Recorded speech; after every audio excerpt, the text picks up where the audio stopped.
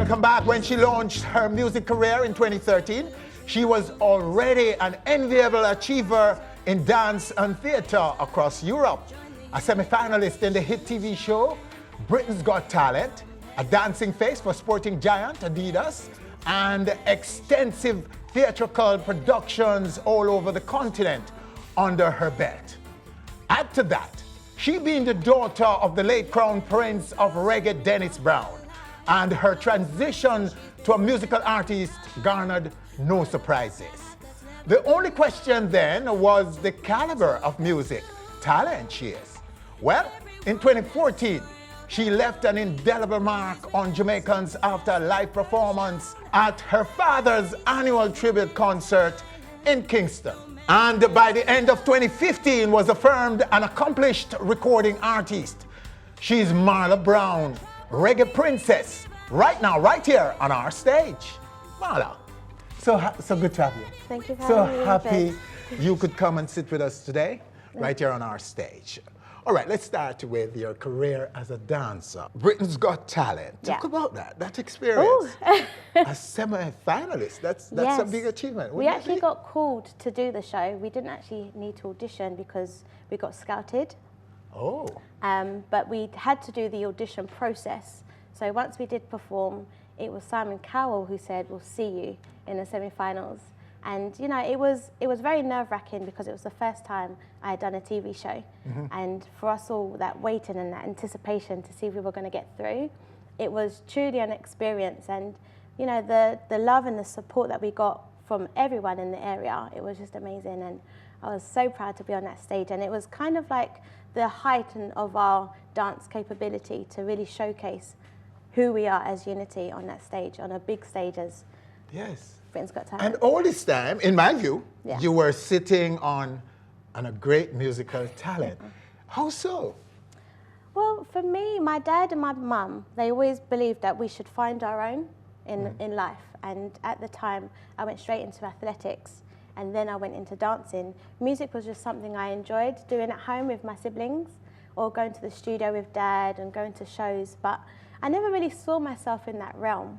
But as I interacted with so many people around the world and traveling a lot more, it kind of became evident that I should really do music, because I felt that my generation didn't really know my dad's contribution to the music industry. True. And I felt that being at my age, I should do something about that in a positive light. And here I am. And it's something you're doing indeed. Let me not say anymore. Let me just give everyone right now who is watching the show a piece of your music, right? Rise up, rise up, rise up, rise up. No more speculation, help them rediscover. Rise up, rise up, rise up, rise up. Join the unification and show them better days will come, better days shall come. Better days will come, better days shall come.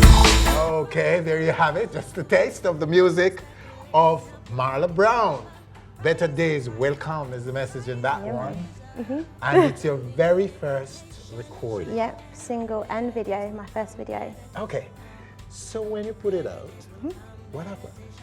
Oh gosh, it was an overwhelming response. I think a lot of people expected me to have my first single as one of my dad's.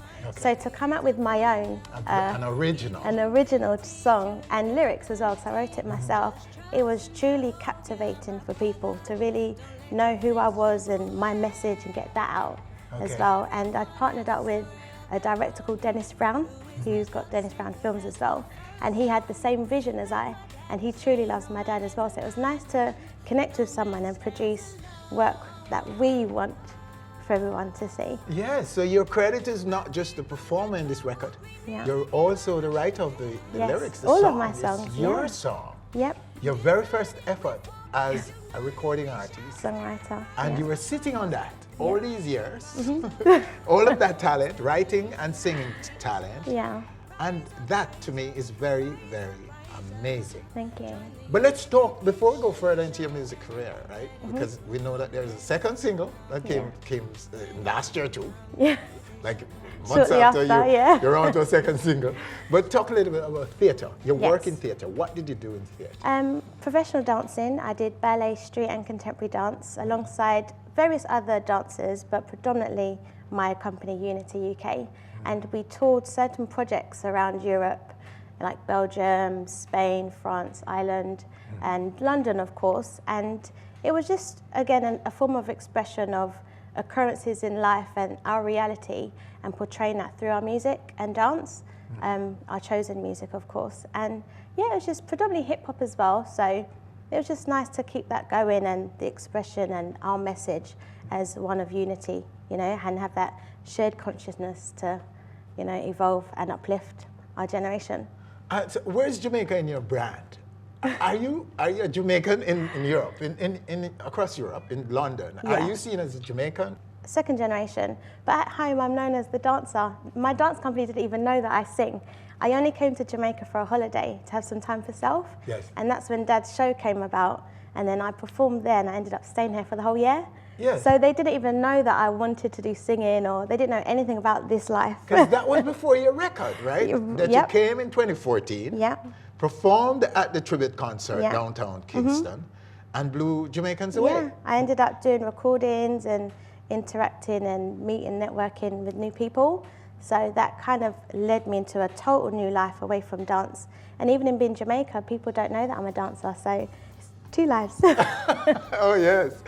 All right. So, okay, so you went on to do a second single. Yes. In the last quarter of 2015? It came out in July, June or July. By last year. by summer. Yes. A second single was released. All right, let's take a little piece of that one. Just know who you are, know who you are,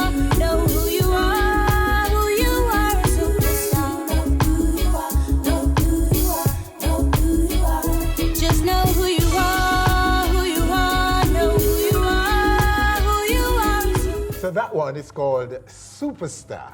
All right? Yes. Your material as well? Again, Original? yes, yep. It's all about celebration of self, you know. I feel in this generation, we kind of focus too much on what society expects from us and how we should present ourselves and look and feel.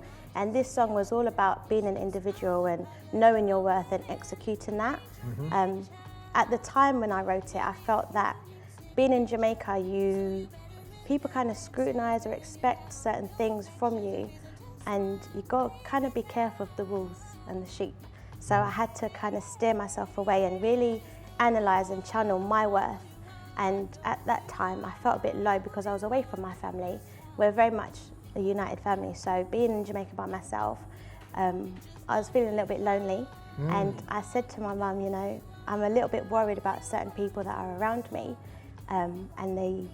She said, put it in a song, Marla. Just let me know how you feel and put it in a song. You've got to be strong being in Jamaica. You've got to have tough skin. So this song was for myself initially, but once it was out, it kind of connected and resonated with a lot of people globally. So it turned into a celebration for everyone. Oh, and it's going as good as good, yeah. the first single. You know, I actually did that video in the grill.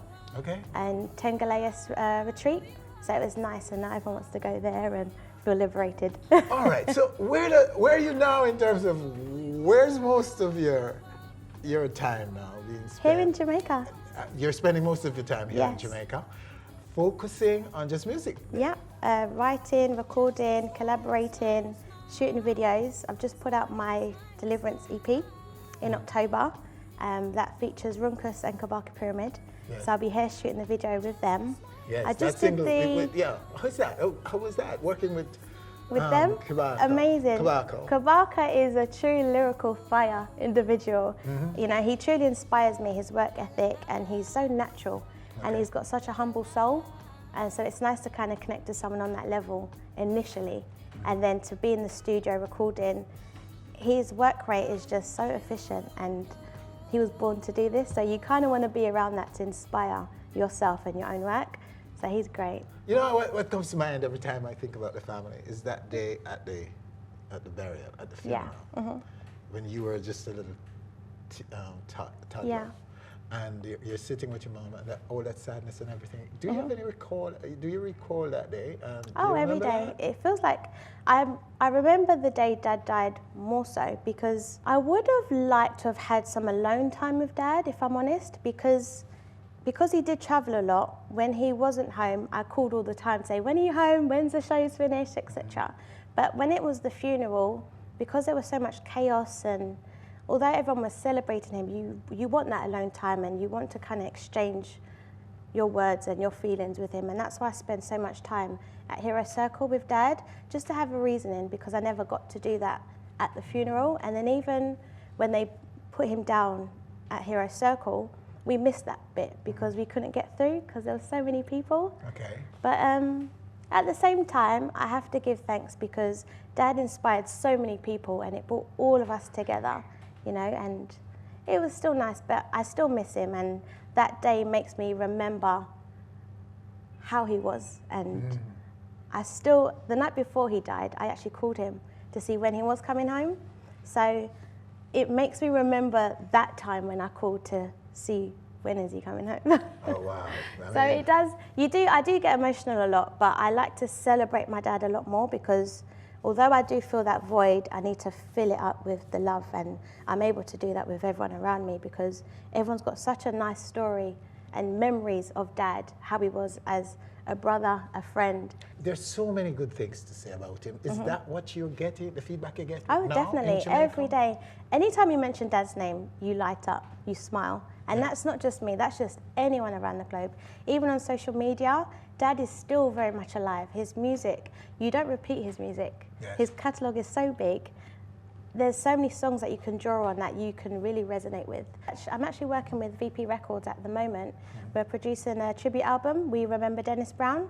So we've got various artists from Jamaica and the US. I'm on it myself. Okay. We've released a song a week. We're going to be doing that for 5 weeks for a lead up until the debut release of the album.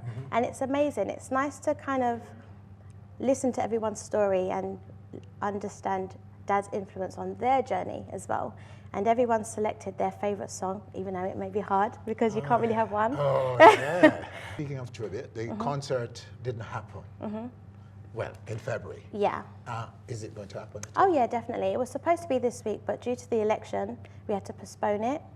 It's either the 6th or the 13th of March, but I'll definitely keep you posted on that. Please do. Yeah, we're still working on a specific date, but it's all coming together. It's nice. We're going to use that as the launch pad for the album, so it'll be a nice little invite for everyone to see what artists are on the album and, again, to pay homage to Dad. And to see you live And for the see me first time live, in yeah. Jamaica again. Oh, for the second time. Well, I actually performed at the Digicel show, the Bob Marley Digicel show. Oh, you did? Yeah, Oh, that yeah, was yeah, really yeah, good. you did, yeah, you And then I did were. a tribute show for Dad at Bourbon Beach in the grill. Okay.